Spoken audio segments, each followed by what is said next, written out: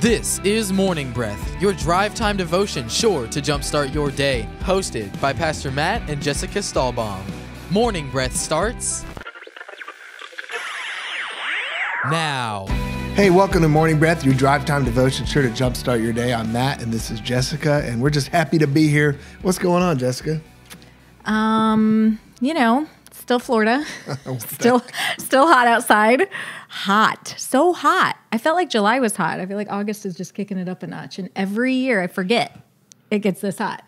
It's shocking. But these storms that we've been having, remember I was driving yesterday and I was like, we're having a tropical storm, like an official tropical storm every afternoon. Yeah, but and it you're keeps like, it cool. That's what you said. You're like, it keeps it cool. I'm like, great perspective. Absolutely. That's why we're better together. Yes. What's up with you? Oh, man. What is up with me? I am back to golfing as much as I can. I'm enjoying living my best life. Yep. Our kids are back in school. School for a lot of people will be starting today. Yep. We started last week. Our kids are in kind of it's like a private homeschool it's a private school essentially. And so our kids started last week. So we just got into that rhythm. And so if you're like, feeling that right now, we know exactly what you're talking about. In fact, this past week, we were visiting Vieira Charter School. We were looking up there, and they asked us if we could. Well, we have a partnership with them and a lot of other schools where we get involved, we help, and we were able to help Saturday, help do the final touches on their new building. We had a crew up there just helping with furniture and different things like that. So, we've got a partnership with another 11 schools in Brevard County where we just look to see what we can do to help you in this new season, this crazy season. We've done this for years and years and years. And hey, how can we help your school? We'll get requests for normal stuff, pencils or pens or paper. This year we're getting requests for hand sanitizer and masks and different things. And so we're just happy to do that. We're happy to be a part of what's needed to make school happen for families and children. It's important that they get educated, whether it's at home or in public school or private school, doesn't really matter. I love the relationship that we have with them and that they know they can reach out to us as the church. And it's not you and I, it's you guys. It's the church being the church. And we just get to be a conduit of what you guys have poured in. We're able to pour out and because they know to come to the church for the needs in their community. I think it's awesome. I do too. I love it. Yep, and so we're doing that, having a good time. That's what we're doing. We're in Mark chapter 8 today, and I love the book of Mark. It is a really easy to understand gospel. There's 4 gospels in the Bible, Matthew, Mark, Luke, and John, and Mark, I think, is the easiest to understand. It's simple. I just need simple sometimes. Things are complicated. I just need simple. Yeah. Do you have a book? I don't have a book, but again, I'm going to just go back to last week and recommend the Bible to all, to one and all. You read your Bible, I promise you. Is this like evidence you didn't do your homework and you're just like... This is evidence that I have been very busy and haven't had time to read outside of my Bible, which is good. Someday, you just need that sometimes. Well, I'll give you a book that I'm reading, but I haven't finished. But I will finish Acres of Diamonds by Jensen Franklin. Yes. I'm really liking that book. If you're looking for a great book to read, I'll be preaching out of that book in some future messages for sure. Amazing stories and just biblical principles. And so really, really good stuff. I love Jensen Franklin. Let me spell his name for you because it's funny. Jentezen. Jentezen. That's apparently funny. Jensen. Well, because if you say Jensen, it sounds like Jensen, and it's just not. Jensen Franklin. Yeah. So look him up. J. Franklin. One other thing, Friday night, other things that are going on, as I'm reminding you about all the things that have been going on. Beautiful You. Tell us about Beautiful You. What's that all about? That was lovely. Beautiful You is a part of a ministry out of our church, and it's a clothing swap, but really it's so much more than that. It was birthed out of a desire to really give young women a proper view of their identity in the Lord. And so we pull them in with the clothing swap, but then we do worship and a message, and I was honored to be able to speak at that, and it went really well, and so it was good. Very cool. Yeah. Clothing swap for teenage girls in junior high? Yeah, they do it every year. High school? Yeah, junior high and high school. Cool. Yep. All right, we're in Mark chapter 8, and you're going to go ahead and read first. Yeah, I'll read through 18. All right. You start at 19. Say to you, or why are you trying to make me read 20 verses? Just because. Nah, you're reading verse 21. Oh, whatever. Got 'em. Okay, fine. I must say to you, read. All right. In those days, when there was again a large crowd gathered before him, and they had nothing to eat, Jesus called his disciples and told them, I feel compassion for the crowd. They have been with me now for 3 days and have nothing left to eat. If I send them away to their homes hungry, they will faint from exhaustion on the road because some of them have come a long way. His disciples replied to him, Where will anyone be able to find enough bread here in this isolated place to feed these people? He asked them, How many loaves of bread do you have? They said, 7.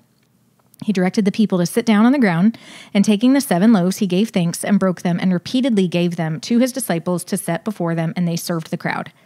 They also had a few small fish, and when Jesus had blessed them and given thanks, he ordered these fish to be set before them as well. And the people ate and were satisfied, and they picked up 7 large baskets full of the broken pieces that were left over. About 4,000 men were there, besides women and children, and he sent them away. Then immediately he got into the boat with his disciples and went to the district of Dalmanutha. The Pharisees came out and began to argue contentiously and debate with him, demanding from him a sign from heaven to test him because of their unbelief. He groaned and sighed deeply in his spirit and said, Why does this generation demand a sign? I assure you and most solemnly say to you, no sign will be given to this generation. Leaving them, he again boarded the boat and left for the other side. Now the disciples had forgotten to bring bread, and they had only 1 loaf with them in the boat. Jesus repeatedly ordered them, saying, Watch out, beware of the leaven of the Pharisees and the leaven of Herod. They began discussing this with one another, saying, It is because we have no bread that he said this.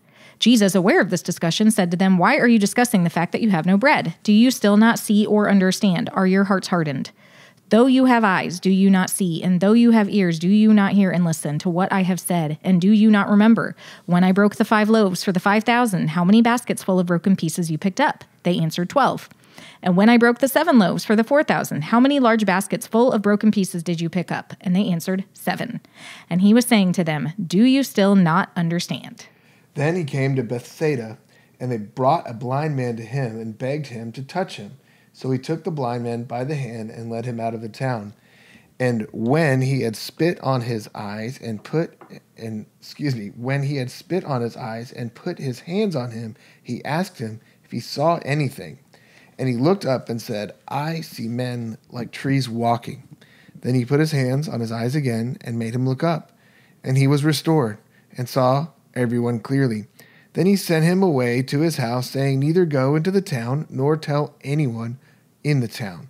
Now Jesus and his disciples went out of the towns of Caesarea Philippi, and on the road where he asked his disciples, saying to them, Who do men say that I am? So they answered, John the Baptist, but some say Elisha, and others, one of the prophets. He said to them, But who do you say that I am? Peter answered, said to him, You are the Christ. Then he strictly warned them that they should tell no one about him. And he began to teach them that the Son of Man must suffer many things, and be rejected by the elders and chief priests and scribes, and be killed, and after 3 days rise again. He spoke this word openly. Then Peter took him aside and began to rebuke him. But when he had turned around and looked at his disciples, he rebuked Peter, saying, Get behind me, Satan, for you are not mindful of the things of God, but the things of men. When he had called the people to himself, with his disciples also, he said to them, Whoever desires to come after me, let him deny himself and take up his cross and follow me. For whoever desires to save his life will lose it, but whoever loses his life for my sake and the gospel's will save it. For what will it profit a man if he gains the whole world and loses his house? Or what will a man give in exchange for his soul? For whoever is ashamed of me and my words in this adulterous and sinful generation, of him the Son of Man will be ashamed when he comes in the glory of his Father with the holy angels. Amen. Where to start? Oh, I can start if you like. Go for it. So I really, really love this story. And this chapter, it's interesting. It's got some stories that are in other parts of the Bible. One when Peter confesses Jesus is the Christ. We actually sat in this place in Caesarea Philippi where Jesus spoke to him And there's so much more than what you get to read in Mark and some of the other books of the Bible that explain this in more detail. I'll just say this about the book of Mark. The book of Mark is like a condensed version of somewhere between Matthew and Luke. And now, I'm not saying somebody took Matthew and Luke and condensed it down into the book of Mark, but generally speaking, what's in Mark is going to be found in Matthew and it's going to be found in Luke. And it's usually going to be in lesser detail and simpler. In fact, it's might be the first book I would recommend anyone reading in the Bible is actually the book of Mark, because it's simple, it's easy to understand, it's all about Jesus and his life. And Matthew starts with a genealogy, which is like, what am I reading right now? Like a historical document. It's no fun, the first book of Matthew. So anyway, I'll start with that, but I want to go into the feeding of the 4,000. Did you want to say anything before I get into that? No. The feeding of the 4,000. So when Jesus feeds people who have no food, there's this feeding of the 5,000. The feeding of the 5,000 happens. A little boy gives his lunch of 5 loaves and 2 fish, and Jesus breaks the bread and gives it out to 5,000 men, and not even including women and children, which would be another 15,000 people approximately. They would estimate it was actually feeding 20,000 people.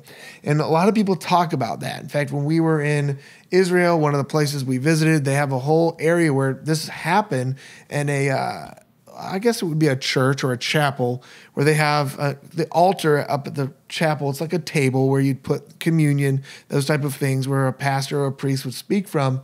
Underneath it, they have actually 4 loaves and in a basket and 2 fish, and they signify that you are the 5th loaf. The reason why the artist did 4 loaves because he wanted to be like, you're the 5th loaf, get out there and start reaching people, bringing Jesus to people, right? And so much is said about the miracle of the 5,000, but the miracle of the 4,000, and I heard a pastor say this the other day, but what it reminded him of is that if God will do it once for the feeding the 5,000, he shows in feeding the 4,000 that if he does it once, he'll do it again. Like God's miracles are not just like one-off, and in your life, maybe God did something wonderful for you years ago or last year, and you're just like, man, where's all of that at? Look, if he did it once, he can do it again, and he can do it in different ways. And so the message I really wanted just to share in the beginning of this is that don't be discouraged if you haven't seen much from the Lord lately, and God will restore things that you've lost and that have been broken in your life, but you got to put yourself in proximity to what he's doing. And the disciples always did that. They were always around Jesus. And, God's always here. He's always around us, but our heart and our mind, we have a choice if we're going to tune in to him. We have a choice if we're going to tune into what he's doing. And I want to encourage you, tune into what God's doing. Let him work that miracle in your life one more time, right? He'll do it again. Yeah, I think that's a lot of it is about perspective, because we've seen God move. Let's say we've seen God move and we feel like we haven't seen him move. We feel like we don't see breakthrough coming and we feel like we're stuck. But it's the perspective that he never changes. He's always here. We've never been left or forsaken. And when you have the perspective that he's always working, that song, I can't remember the name of it, but like, even when you can't see it, he's working. Even when you can't, especially when you can't feel it, he is still working. Never stop. Yes. You never stop working. That song. You never stop working. That's it. Yes. What is that song called? I can't even remember it. Anyway, Google it. I really liked the beginning too about the feeding of the 4,000. And I really thought it was interesting that Jesus is the one who called his disciples to him. And he said, I feel compassion for the crowd. And I think that's such an important thing for us to remember, that Jesus looks at us. He looks at you. He looks at your situation, and he feels compassion for what you're going through. And then he uses people to bring what you need. So he's using us. It's just like we're the 5th loaf. Like he is using us to bring the hope of the world, right? Jesus is the light of the world. We are the light of the world when we are reflecting him and we're bringing him to people. So I love that idea that he has compassion for us, and he is bringing the need. He's bringing the awareness of the need to the disciples to be like, hey, I want to send them home, but they need food, And so I just feel like Jesus is saying that to us. We helped. You really helped. I helped facilitate a little bit. Someone who's been in our church for a really long time, they're moving, and they're a single mom, and they needed help, and she reached out and asked for help. And it's like Jesus is making us aware of the need, and then we're going to be the church. We're going to meet that need and be there on behalf of Jesus. Like that's what it means to be the hands and feet of Jesus. So I just like that. That's really good. I want to keep following on the feeding of the 4,000. Jesus begins to go into this conversation after the Pharisees, which were these religious people that obviously couldn't see what God was doing. They're seeking a sign in verses 11 through 12. And, maybe if they were just hanging out with Jesus for like 5 minutes, they would have saw 4,000 men just get fed by 7 loaves of bread. But whatever, who's judging here? Not me, obviously. Anyway, so he begins to talk to his disciples, and he says, beware of the leaven of the Pharisees. Okay? Now, I like this verse a lot. Beware of the leaven of the Pharisees. And for the longest time, I had no idea what that was saying. Like, I didn't know what leaven was. I have no idea what leaven was at one point in my life. And it's just like completely irrelevant to most modern Americans. We don't care about leaven. We don't think about baking bread and making bread too often. And when we do bake bread, we don't think about leaven. We think about like Fleischmann's yeast. We dump in the dough, let it rise for an hour, throw it in the oven, right? But me and Jessica discovered like basically making our own bread from scratch, like not from store-bought yeast, years ago. And so Jessica began to make bread, I would say, when our oldest child was like 4 or 5, and now he's 15. So for 10 years, you've been making bread with leaven, or starter, as we call it now. And starter that we got from a friend who they bought from, where was it? Europe somewhere? Norway, I think like Netherlands or Netherlands. somewhere. Yeah. So here's how it works when you make bread from scratch. You need something called a starter. And back in those days, it would have been the same thing. It would be fermented dough, okay? Fermented dough, and it looks just like regular dough. It's white, and it sits in one of our mason jars, and it's got to breathe. You've got to feed it. You got to add more flour. It's alive. It's got yeast and all that in it, but all that comes from the fermenting process that takes usually 24 to 48 hours to make this dough. Now, if someone came to us today and said, hey, I want to make some dough now, they would come make some dough today, let's say, make some bread today. We would say, sure, take half of our starter, our leaven. We'd give that to them. They would add that into their dough, which is made from the water and the salt and the flour, and they'd mix it up. And, let's say 10 hours from that point, they would have it. It would rise, and they could bake that bread and eat it, right? And so if someone wanted bread now, they need, and from scratch, from flour and water, they would need some starter. They'd need some leaven from somebody. And when somebody drops an idea into your life, when someone drops a word into your life, when someone gossips about someone else into your life, when someone speaks a word of life and truth into someone, it's like taking that starter and going, hey, let me birth something in you. Let me plant something in you. That idea or that seed is planted in you. And in this case, that yeast or that leaven is put into the dough of your life. And hours later, it rises into something. And then that rises and that's cooked into a piece of bread. And then that bread, in this case, Jesus said, hey guys, I don't think you get it. What happened when I had 12 or 5 loaves and 2 fish? Wow, we turned that into 12 baskets of bread, right? Now, well, what happened just now when we got the bread? 7 for baskets? the 7, right? 7 pieces of bread for this 4,000 people, right? What Jesus was saying, like what I give you and what you give to me, but what Jesus gives to us multiplies into feeding the thousands, right?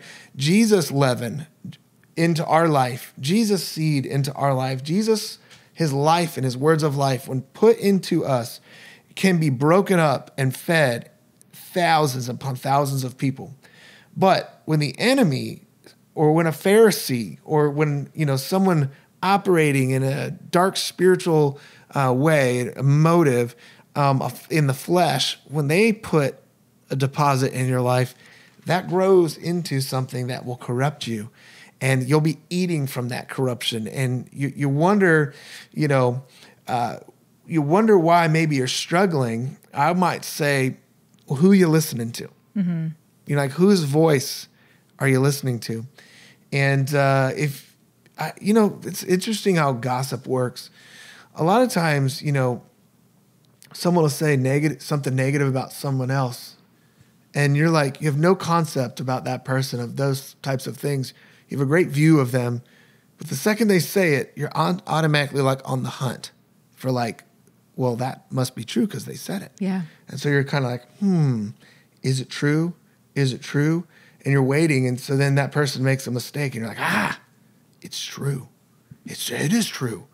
And you can go from liking somebody to hating somebody just by receiving gossip into your life and slander into your life, just by receiving like a negative word into your life. And the good news is God can destroy those words with a snap of a finger, because it's God's leaven, or it's God's bread-breaking power that can overcome, feed 20,000 people, when these Pharisees, 7 loaves feeds 7 people, right? And honestly, when the Lord brings 7 loaves, it can feed 4,000 people plus women and children. I think God's word is much more powerful. Our choice today and right now, and really the question we have to ask ourselves is, what voice are we listening to? What people in our life are speaking into our life? When you're struggling with your marriage, do you drink or eat from the loaf or the leaven of people who have terrible relationship history? Yeah. Like, we're all guilty of that. We oftentimes don't want to talk to somebody with good relationships because it's embarrassing, because we're failing, and we don't want to reveal to people with a good thing going that, our marriage is struggling, our finances are struggling, my thought life is struggling, because it's embarrassing. So it's easier to go to somebody who's also struggling and doesn't have any success in that area to say that, because they're like, oh, I totally got it, I got out or whatever, right? And then they give you advice. Useless advice most of the time. Pharisee kind of advice. Poisonous leaven that will destroy your life. Yeah. Where we got to learn to humble ourselves. And if we got a problem with somebody, go to them. If we have a problem in our marriage, go to somebody like your pastor or somebody that actually has a decent relationship, and humble yourself and say, we don't know what we're doing. Help us, please. Pray with us, please. We need your help. Don't just go to the people that are comfortable because they won't challenge you or anything like that. Go to the people that will bless you with words of life. When you said humble yourself, I was going to say, I literally think everything comes down to pride. It's the thing that caused Satan to get cast out of heaven like lightning. It is the crux of everything. If we could just humble ourselves and go to the people who are really going to speak life into us, and not be worried. It's just a lie. When we are staying in that pride of like, we don't want people to think we don't have it all together. Or we don't want people to think poorly of us, or we don't want to we don't know. It is a lie from the enemy to say that they have it together or so-and-so has it together and they would ever judge you, because it's keeping us from community. And when we can be our authentic selves and be vulnerable with one another and confess your faults one to another and pray for one another that you would be healed. That's actually, I think it's James 5:16, and I'm sorry if I'm wrong, but I think that's where that is. That talks about confessing to one another to say, hey, my friend who's going to give me good advice, who I see living a godly life, who I see pouring herself out and serving the Lord. I'm struggling with this thought. I'm struggling with this with my husband. I'm struggling with whatever. And that person is you're going to take you're going to take that thought out of your darkness and even in your own head and bring it into the light. That alone is enough usually to snap yourself out of it.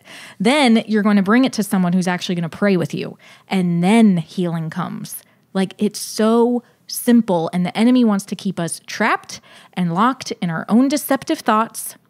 He wants us to feel like people are going to judge us. But that is completely a lie. Like, that's what I talked about at Beautiful and You. If they do judge you, who cares? They didn't make you. It's not your problem. They don't get to judge you. Yeah. It's not your problem what they do with it. I mean, you do have to be careful with who you speak to. Again, that is the whole point of this, is like, who are you speaking to? Who are you allowing to speak into your life? Who are you allowing access to your life? That's very important. If someone is a gossiper, or if they just talk to you all the time about their hurts, that's key word for gossip, if nothing is getting any better.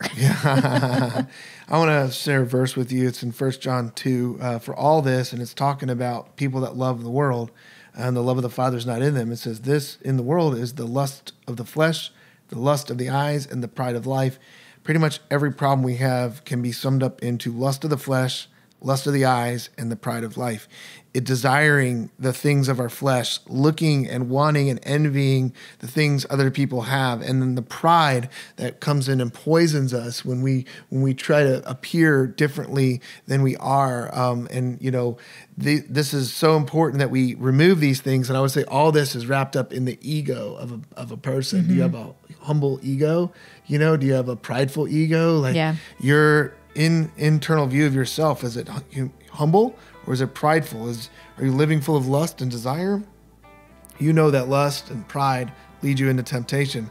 We would encourage you to counteract that through the power of Christ and through humbling yourself. And we're going to be done with the show now. We're going to end on that note because our time is up. Thanks for listening. See you next week. Thank you for listening to Morning Breath from East Coast Christian Center. We hope to see you at one of our locations this weekend. For additional information, such as service times, events, and more, please visit us at eccc.us. Thanks, and we hope you have a blessed day.